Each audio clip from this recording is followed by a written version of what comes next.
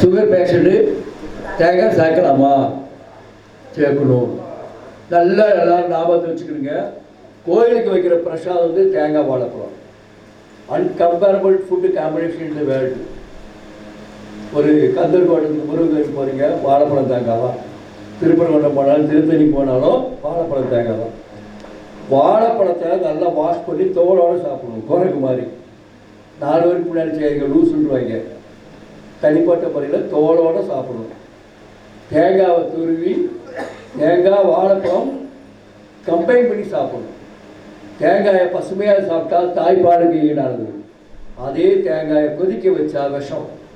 கொதிக்க வச்சா அதுக்கு பேர் வந்து கெட்ட கொலஸ்ட்ரால் இல்லையா, அந்த மாதிரி ஆகிடும். ஸோ பசுமையாக சாப்பிட்டா பவரு, வேக வச்சு சாப்பிட்டா புவருங்கிற மாதிரி. அப்போ வீட்டில் எப்படி சார் தேங்காய் பூவை பயன்படுத்துறது? குழம்பு கூட்டு வைக்கும்போது இறக்கும் போது போடுவாங்க கிராமங்களில். ஆஃப் பண்ணிட்டு போடுவாங்க. அப்போ அதோட தன்மை நமக்கு பாதிக்காது, நெஞ்சை கறிக்காது. இதெல்லாம் தேங்காய் சாப்பிட்டா நெஞ்சை கறிக்கும். எல்லாம் மென்று சாப்பிட வேண்டிய அற்புதமான பொருள் தேங்காய். தேங்காய் வாயில் வைக்கும்போது தான் இனிப்பு, தொண்டைக்கு கீழே போனால் கசப்பு. தேன் வாயில் வைக்கும்போது இனிப்பு, கீழே இறக்கும்போது கசப்பு. எதையுமே மென்று சாப்பிட்டா, நொறுக்கு சாப்பிட்டா 100 வயசு. செத்த பள்ளியோட வாழை கூட கடிச்சு கடிச்சு கடிச்சு மென்று சாப்பிட்டா விஷம் கிடையாதுமா, கிராமத்து வைத்தியம் சொல்லுவாங்க. ஏன்னா பறக்க சாப்பிட்டாதான் நோயாளி. ஆத்மார்த்தமாக அன்பாக ரமண மகரிஷி சொன்ன அதே ஸ்டைல். உணவு உண்ணுதலே தியானம். தியான உணர்வோட உணவை மசித்து ரசித்து ருசித்து சாப்பிடும்போது அது ஆரோக்கியம். அது ஃபாலோ மெம்பர்ஸ்.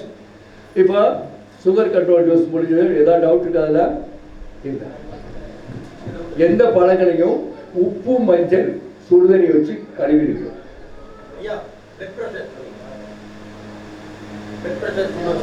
அடுத்து இதை முடிச்சுக்கிறேன். இந்த கருவேப்பிலை எப்படி சூஸ் பண்ணணுங்கிறதுக்கு, கருவேப்பிலை கெமிக்கல் அடிச்சிருந்தனா சிக்கலாயிடும். அப்போ கருவேப்பிலையை சுடுதண்ணியில் போட்டு உப்பு மஞ்சள் போட்டு வாஷ் பண்ணிடுங்க. வாஷ் பண்ணி எடுத்துட்டிங்கன்னா கெமிக்கல் 80% போயிடும். இல்லை திராட்சை மாதிரி பழங்களை பயன்படுத்தும் போது சுடுதண்ணியில் லெமன் போட்டு ஒரு 1/4 மணி நேரம் ஊற வச்சு வாஷ் பண்ணிட்டா ஆர்கானிக் கிடைக்குதோ இல்லையோ கெமிக்கல் 80% போயிடும். ஆக பழங்களை வந்து லெமன் ஹாட் வாட்டர், காய்கறிகளை வந்து உப்பு மஞ்சள் சுடுதண்ணீர் கொண்டு பயன்படுத்திட்டுனா உங்களுக்கு என்னைக்காவது ஒரு ஆர்கானிக் கிடைக்கும் போது சாப்பிடுங்க. அது வரைக்கும் இதை இயற்கையாக சாப்பிட்டா பவருங்கிறது சொல்ல வரேன். வேக வச்சு சாப்பிட்டா பூவர்.